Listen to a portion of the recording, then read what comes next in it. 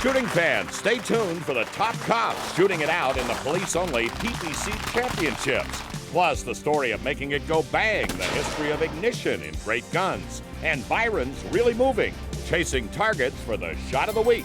It's all today here on American Shooter.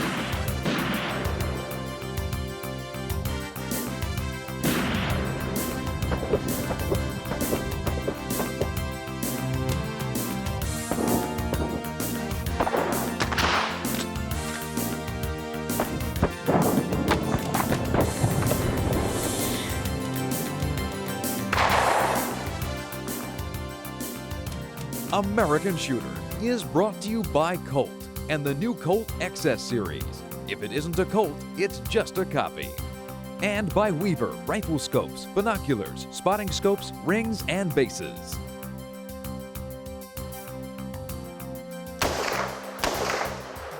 Welcome to this edition of American Shooter. I'm Jim Scouton, and today it's another case of training turning into a sport. Since the early 60s, the best of our law enforcement officers have met each year for the Police Pistol Championships, organized by the NRA. PPC, the first event this season in our American Shooter Championship Series. It is an impressive sight. 100 of the best law enforcement officers on the line taking their best shots at the title of National Police Shooting Champion.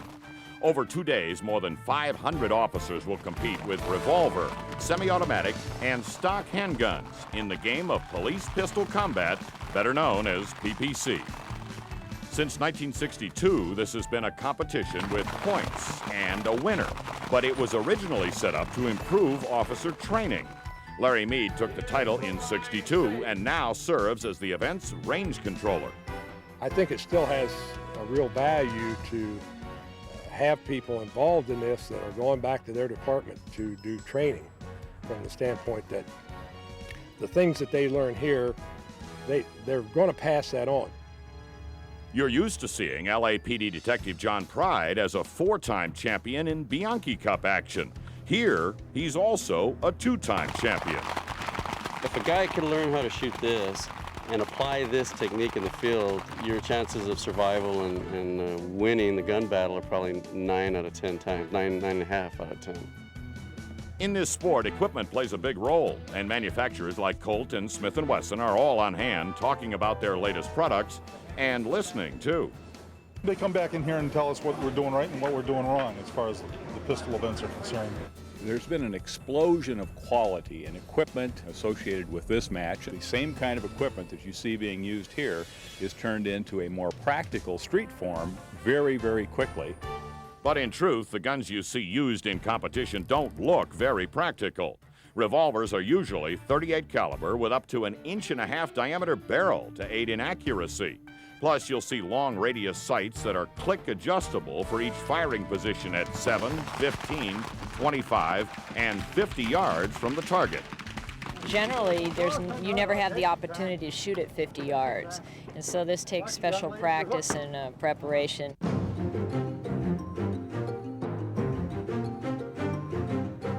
The competition is timed strings of fire with competitors drawing at the turn of the target, with each stage requiring a reload.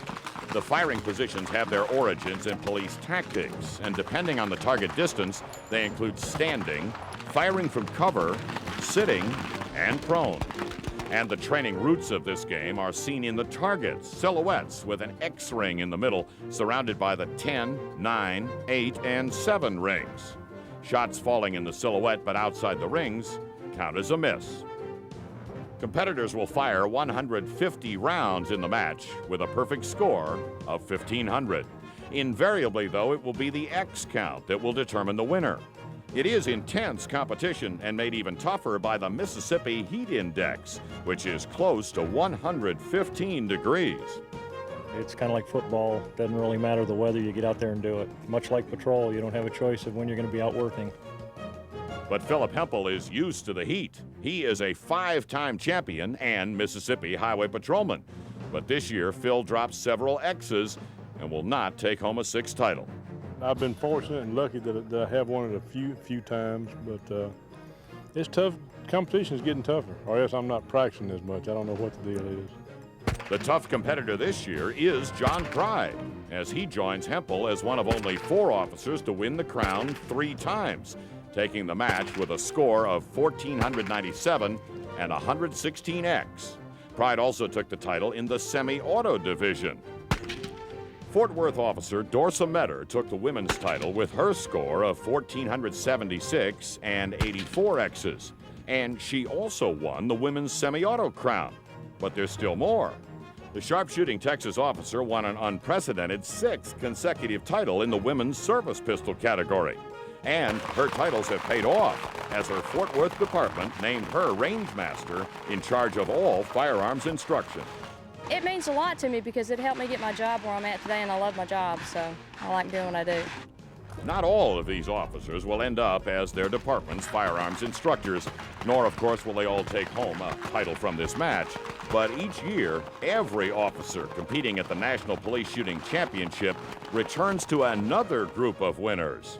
The citizens who are served by the officers better trained and more accurate in their firearms skills, thanks to the NRA and the sport of police pistol combat. Our congratulations to Dorsa Metter and John Pride on their titles this year. And officers, if you're getting interested in shooting against them next year, you can find out how and where in the competition section of NRA.org. And coming up, the guns that could help your score. A close look at the winning pistols next.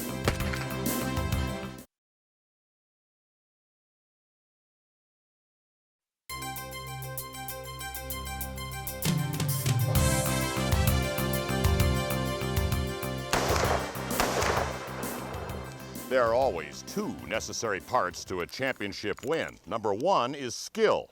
Number 2 is equipment. And in PPC, that means highly accurate and reliable handguns. We thought it worthwhile to take a closer look at the guns that won the titles. The revolver John Pride used to clinch his 3rd National Police Shooting Championship is typical of what it takes to win in this game. His Smith Wesson Model 14 was modified by Alan Tanaka, who added aristocrat sights, rubber grips from Bill Davis, and the oversized barrel. The barrel's a 1 1/8 shilling barrel that Alan cuts from a blank that he buys from the manufacturer. Then he threads it and puts it into the frame of the gun. And this has 6 lands and grooves with a right-hand twist. Pride's gun will shoot 1.5-inch groups at 50 yards, and he uses 148 grain Winchester wad cutter loads for punching clean holes in the target. Tanaka also put together John's 9mm Caspian Arms 1911. Its Barstow barrel is thicker than normal for improved accuracy, and like the revolver, he has added full-length aristocrat sights. But the gun's most unusual feature is a pivoting trigger. Instead of a straight back pull, it gives you, say if you have a 4-pound trigger sear hammer engagement, it turns it into 2 pounds. The black you see around many of the shooter's front and rear sights is soot applied with a carbide lamp. If you don't have any carbide soot up there, it'll give you a glare. Well, then it'll give you a false reading on where you should put the sight. Women's champion Dorsa Metter also shoots a Smith. Her Model 10 was built by Travis Strahan and has a Douglas barrel along with Bill Davis grips that are cut down to fit her smaller hands. She also uses the Aristocrat 4-position sight to keep the same sight picture. So you can hold a smaller hold, like a chin hold, so the bullets will drop right in the X at the 25-yard line. And at the 50, go around to another position and hold it at the chin, and it'll drop right in the X. But you don't need a full custom gun to compete in the semi-auto class.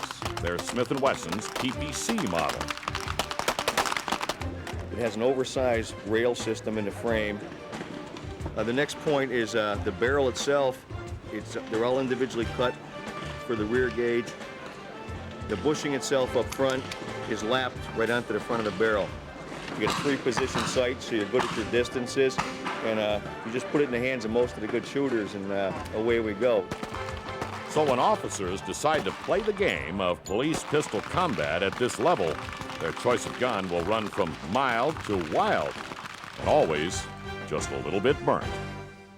A little bit burnt. And that's pretty close to what's coming next today. It's the story of ignition systems, figuring out how to make it go bang.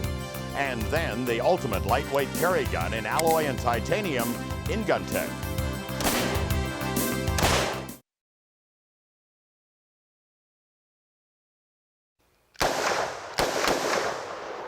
You know, we just don't think about it anymore. You pull the trigger, it goes bang. But it wasn't always that way. Time was, a marksman needed a lot of skill, not just to aim, but to touch off the charge. Great guns. Brought to you by Ruger, arms makers for responsible sportsmen. The first practical ignition system was called the matchlock and was developed in the 1600s. It employed the tip of a smoldering cord called slow match to ignite the powder. The cord was held in a spring-actuated arm. A squeeze of the trigger brought the ember down into the priming powder, sparking the gun to life. But the pitfalls were many. The constantly burning slow match required adjustment to prevent misfires, and there was always the risk of loading powder near the ember. A better solution came with the development of the wheel lock. This complicated device reminded early users of the key-operated mechanisms for locking doors and became the origin of the term gun lock. With the removable turnkey, the gunner wound the mechanism's spring, which exposed the primer pan, cocked the spindle, and lowered an armature holding chips of iron pyrite or fool's gold. The chips rested against an abrasive sparking wheel in the midst of the priming powder. When triggered, the wheel spun, throwing sparks into the charge and igniting the gun much like a giant Zippo lighter. The complicated manufacturing and expense kept wheel locks from becoming widely used. A much simpler and cheaper solution was the use of flat springs and flints. As this 200-year-old Persian example shows, the system allowed almost all the mechanism's components to operate outside the gun stock. But an improvement on the flintlock was created in France.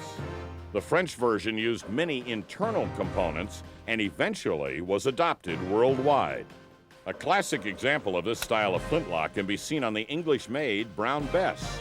Inexpensive, replaceable flint sparks against a steel frizzen to ignite powder in the pan and discharge ample firepower.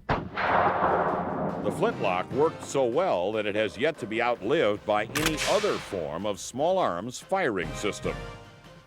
It was used for more than 200 years and lasted well into the 1840s until the invention of primer caps eliminated the need for external spark and powder.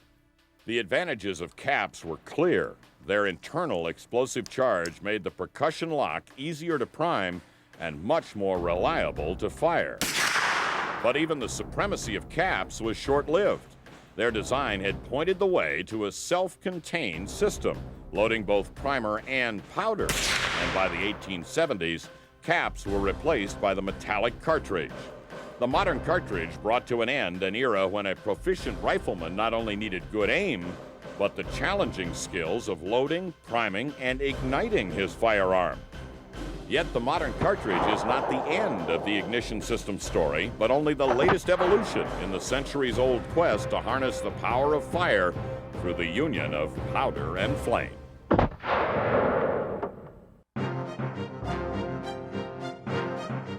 American Shooter presents GunTech, the latest in guns and shooting gear. Well, it's definitely time to roll your computer cart into your gun room, especially if you're reloading. The reason is from RCBS. They've taken all the info from their reloading manual, the Spear Bullet manual from Ogden, from Alliant, and a bunch more, and produced an interactive program on CD-ROM that will tell you not only what's safe, but what's going to happen when you shoot with trajectory calculations. Oh, and you can even experiment with new ideas for wildcat rounds with the Cartridge Case Designer section of the program. It's called RCBS Load, and it's about $90 at gun stores. Oh, here's a second reason to fire up your computer. Our new website. It's at AmericanShooter.com. Log on and find everything from program schedules and stories we're doing to complete listings of GunTech products. Here it says I'm going to talk about the website, and see I am, and we have kind of an infinite mirrors thing going on here. So check it out, AmericanShooter.com, where you'll find I'm also going to show you the newest from Smith, the AirLite TI series. Now, TI means titanium for the cylinder. The frames are alloy. The barrel has a stainless steel liner. This is essentially engine technology applied to firearms. Last year, you'll remember we showed you this Smith, the hammerless air weight that weighed just 1 pound, 1 ounce, fully charged, said this was the ideal carry gun. Not now, because the AirLite TI hammerless, fully charged, weighs just 14 ounces. Incredible. Yet you can control it, even stoked with plus P rounds, which it's rated for. Like all Smith revolvers, it's got a smooth double-action trigger pull and no creep. The AirLite TI comes in a variety of calibers in the small version and in the medium-size L frame. And the price, about $650. And that's Gun Tech. And coming up, Byron's got everything moving for the Shot of the Week.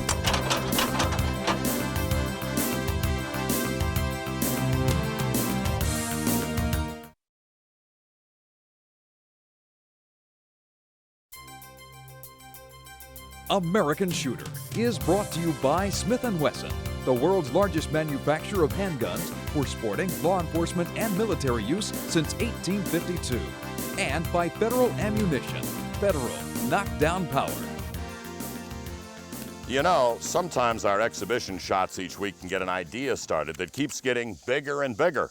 And that's what happened this time when Byron Ferguson rounded up every gadget he could think of for moving targets. Hey guys, you know, just punching holes in paper is a lot of fun, but the most fun is when you get moving. Any moving target with a bow and arrow increases the difficulty simply because remember how relatively slowly that arrow travels. You know what your lead would be with a shotgun that's traveling 1,100 or a really hot one around 1,200 feet per second. Arrows travel at 200 feet per second or less. So your lead is way out there, more so than what it would be with a firearm. A little bit too easy, don't you think so? Let's make it twice as hard.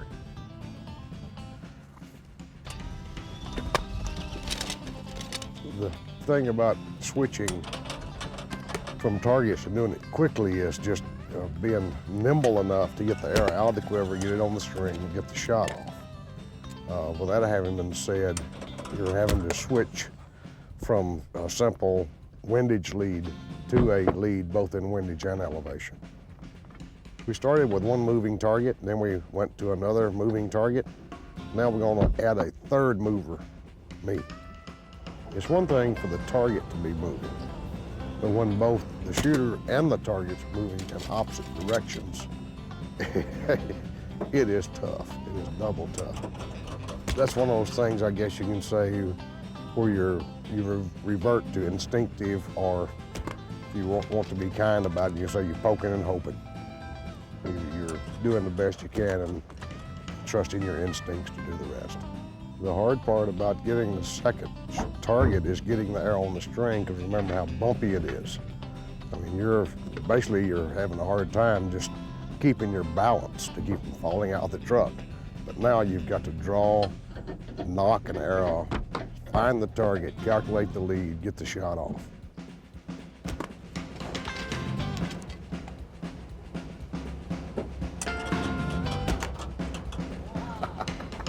I love it. See you later. Thanks, Byron. So did we. Now, here's the rundown for next week. It's America's least known national park, but perhaps our most important one. It's the Springfield Armory and the guns of our freedom. Plus, Sam Colt's monster revolver, the powerful Walker in great guns. And Byron will be here again drawing some long leads on a running target. For American Shooter, I'm Jim Scouten. I'll see you then. In the meantime, shoot safely and keep them in the 10 ring.